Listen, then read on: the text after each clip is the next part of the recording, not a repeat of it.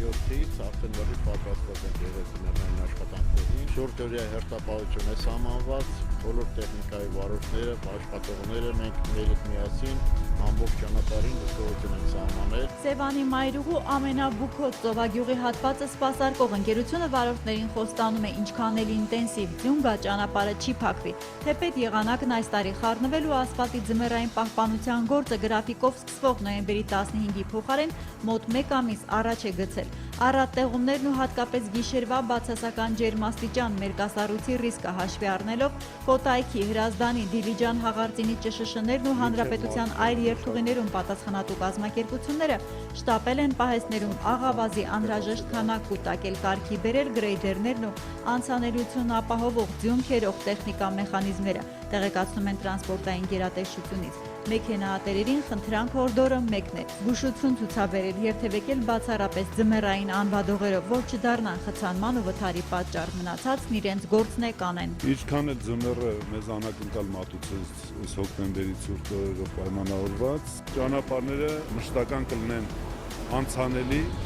Պաշտոնակից Դմիտրի Մեդվեդևի հետ հայ-ռուսական առևտրատնտեսական հարցերի քննարկմամբ է վարչապետ Կարապետյանը սկսել ուրբաթ աշխատանքային օրը Մինսկում։ Այդ հանդիպումից հետո ԱՊՀ կառավարական պատվիրակությունների ղեկավարներին ընդունել է Բելարուսի նախագահը։ Եվրասիական ու ԱՊՀ օրակարգի շրջանակում նախնեղ, ապա ընդլայնված կազմով վարչապետներն անդրադարձել են 20 հարցի, մինչև 230 թվականի էներգետիկ համագործակցությունից ծառայությունների ազատ առևտրի գոտու համաձայնագիր, հատկապես բուռն է եղել ԵԱՏՄ միասնական մաքսային օրենսգրքի քննարկումը։ Քանի որ կային չլուծված հարցեր, պայմանավորվել ենք նոյեմբերի 15-ին նորից հանդիպենք Մոսկվայում։ Էլեկտրոնային հարթակների միջոցով աշխատողները տաքսի ծառայություններ մատուցելիս պետությունից լիցենզիա չեն ստանում եւ համապատասխանաբար լիցենզիոն գումարներ չեն վճարում, ինչպես նաեւ արտոնագրային վճար, եկամտային հարկի վճարումներ։ Ֆինանսական տարբերակված մոտեցումը անհավասար մրցակցություն է ստեղծել սովորական լիցենզիայով աշխատող տաքսիների ու ինտերնետով պատվեր վերցնող GG, Mobi, OS պատվեր, Viva Gold Online ու Yandex տաքսիների միջև։ Բացի այդ, Yandex-ը պարզվում է Հայաստանում վնասով աշխատելով հանդերձ վարորդներին խրախուսական գումար է տվել, հավանաբար շուկայից այլ խաղացողների դուրս մղելու նպատակով։ Հարուցած վարույթն ամփոփելով հակամոնոպոլ մարմինն առայժմ բավարարվել է խիստ նախազգուշացմամբ։ Միաժամանակ օրենքը շրջանցող խախտումը վերացնելու համար առաջարկ կներկայացնեն ոլորտի կարգավորիչին։ Տրանսպորտային գերատեսչությանը լիցենզիային այլընտրանք տարբերակ են հուշում նաև Yandex-ից։ Դիսպեչերների էլեկտրոնային հարթակներից կարելի է ամեն պատվերի դիմաց օրինակ 3% տուրք վերցնել։ Ստացվի նույն ամիսը 12,000 դրամ լիցենզիայի գումարը, բայց արդեն ոչ թե նախապես, այլ վարորդի փող աշխատելուց հետո։ 1, 2, 3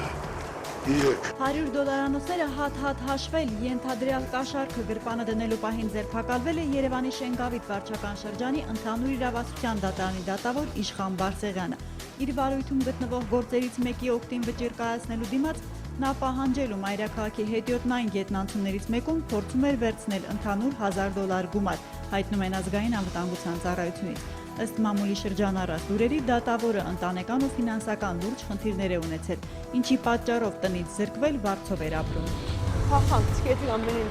Հալեպից Երևան է հասել պատերազմի ամբողջ սարսափն ապրած սիրիահայերի հերթական խումբը 12 անձից բաղկացած 5 ընտանիք։ Զվարթնոց օդակայանում նրանց դիմավորել են ավելի վաղ այստեղ ապաստանած հարազատ ծանոթները, նաև տեղափոխման հարցում աջակցած ավետարանական եկեղեցու պատվիրակներն ու Սփյուռքի նախարարության ներկայացուցիչները։ Եթե վերցնենք հոկտեմբեր ամիսը այս պայմանությամբ արդեն շուրջ 50